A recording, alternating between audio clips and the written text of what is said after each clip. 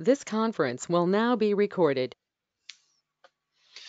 G'day, Daniel here. I've got a quick cybersecurity tip for you guys today.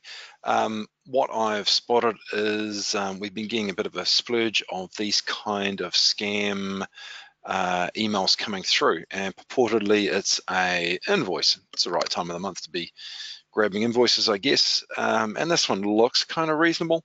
I don't know anybody locally who has Intuit or QuickBooks rather. But I'm sure there are people out there who would fall victim to this. And otherwise, I don't know who Focal Point Development is. That email address there does not match. And it's important to check out those kind of things as to whether this is legit. Now, having said that, a lot of your accounts payable people will receive this kind of stuff and may get curious, right? So they want to view that invoice. Well, that invoice, if you hover over the URL, points you off to jerrydavismba.com. Again, that doesn't relate to Focal Point Development, but it might link to jerrydavismba.com, but this could be a URL that they've created or purchased, that domain name, simply so that it's legitimate. It doesn't show up as a dodgy URL out there. Okay, so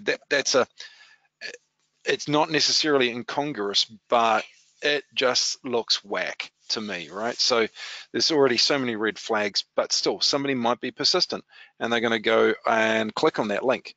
Now, I took that link and I chucked it into virustotal.com, which is a handy little utility, and only Fortinet showed up as being spam. The rest didn't pick it up. So, there's nothing malicious necessarily about that URL. And indeed, if I go to that URL, it doesn't show me anything, but it does drop down here.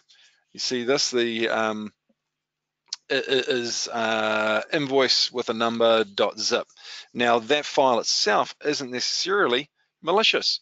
And again, I've done a scan on that and on the VBS file that's within that. Now that's a red flag.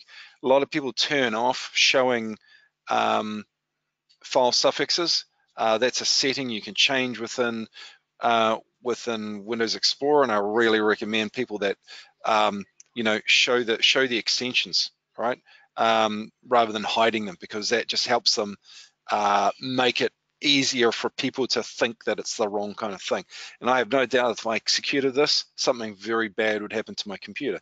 Now, I did go ahead and have a look at it and see what it was to see if I could figure out what it is, but the file itself is completely obfuscated. Whatever that script is, they're deliberately making it difficult for somebody to see what it actually does.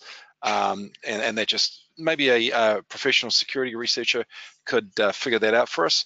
But the point is, guys, you see emails like this coming in, you just want to purge it.